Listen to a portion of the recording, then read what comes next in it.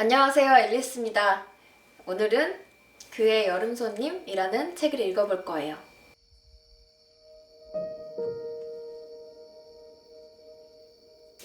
이 책은 Call Me By Your Name이라는 영화의 원작 소설이에요. 안드레 에치먼의 소설이고요.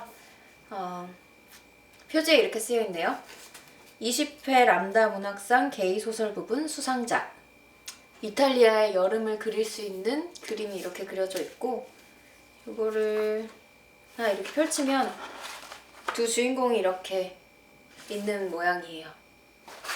이거를 빼고 벗기고 이렇게 한 다음에 읽어보겠습니다.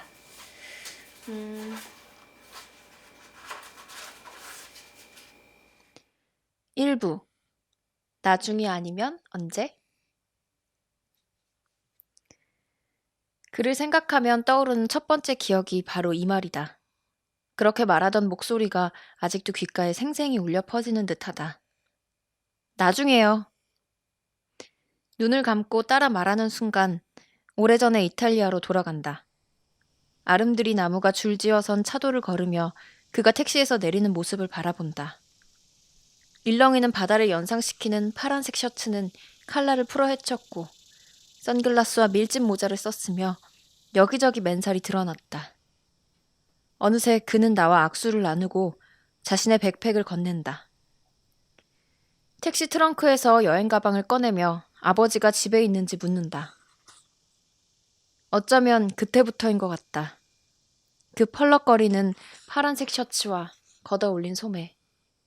우리 집으로 이어진 뜨거운 자갈길을 빨리 걸어보고 싶다는 듯 해진 에스파듀에서 나왔다 들어갔다 하는 볼록한 발꿈치. 벌써부터 해변으로 가려면 어느 길로 가야 하지? 라고 물으며 내딛는 발걸음. 올여름 우리 집에 묵을 손님이다. 보나마나 또 따분한 사람이겠지. 바로 그때 그가 거의 자동으로 이미 택시를 등지고 선 채 짐 들지 않은 손을 흔들면서 택시에 탄 다른 손님에게 무심히 말한다. 나중에요. 아마도 기차역에서 합석한 손님이리라. 상대방의 이름을 부르지 않고 작별의 어색함을 깨기 위해 시답잖은 농담을 건네지도 않는다. 나중에요. 딱 그 한마디였다. 딱딱했다고 해도 대담했다고 해도 퉁명스러웠다고 해도 그는 개의치 않았을 것이다.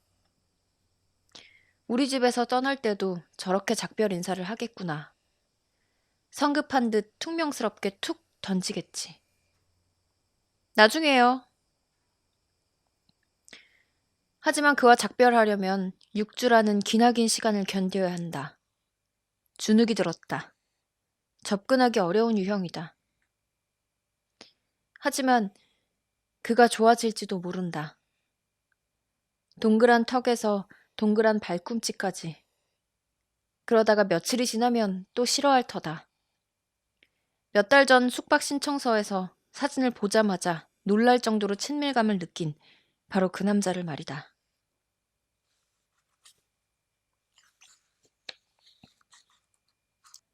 어쩌면 그때 시작되었는지도 모른다.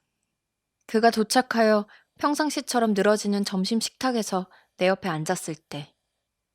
그해 여름 우리 집으로 오기 전 시칠리아에 잠깐 머무느라 살이 약간 탔지만 손바닥은 부드러운 발바닥과 목, 팔처럼 태양에 별로 노출되지 않아서 창백한 빛가림을 깨달았을 때 말이다.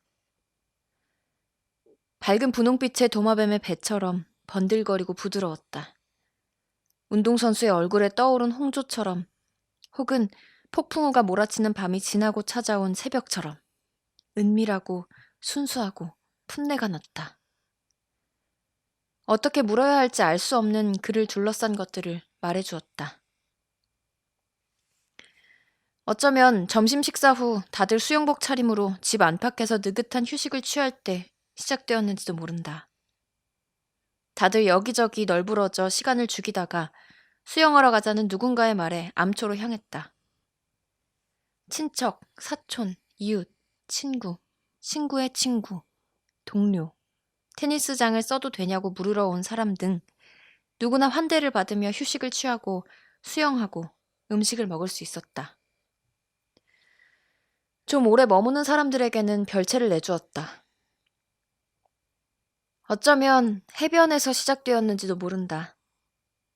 아니면 테니스장이거나 혹은 그가 도착한 날 집 안과 주변을 보여주다가 어쩌다 철제 단조 대문을 지나 텅 빈 내륙 지역을 따라서 한때 B와 N을 이어준 버려진 철로를 향해 둘이 걸었을 때인지도. 근처에 버려진 기차역도 있어?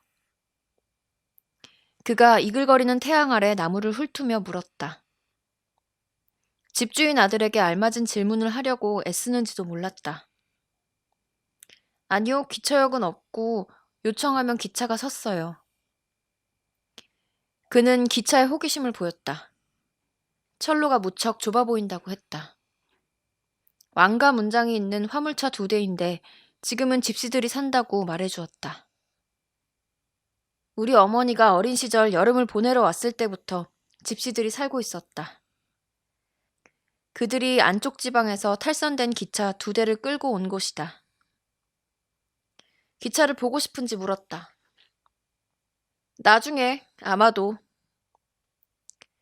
잘 보이려고 애쓰는 내 부적절한 노력을 알아차리고 그 자리에서 밀어내는 듯한 정중한 무관심이었다.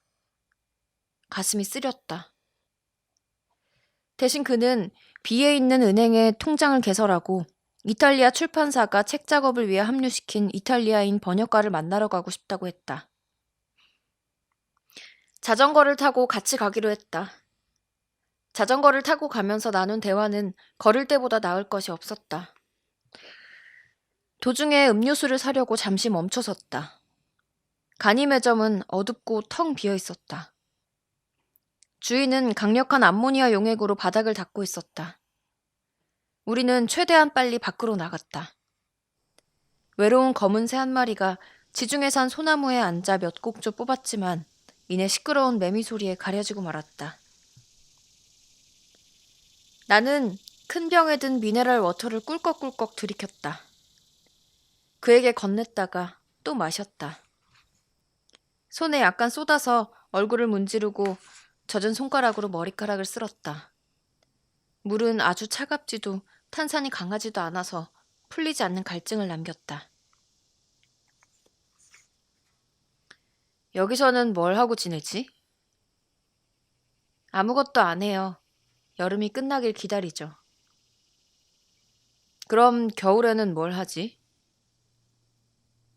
대답을 떠올리며 미소 짓자 그가 눈치를 챘다. 말하지 마. 여름이 오길 기다리는 거지? 마음을 읽힌 것이 좋았다. 그는 고역스러운 만찬도 누구보다 빨리 알아차릴 것이다. 여기는 겨울에 굉장히 흐리고 깜깜해요.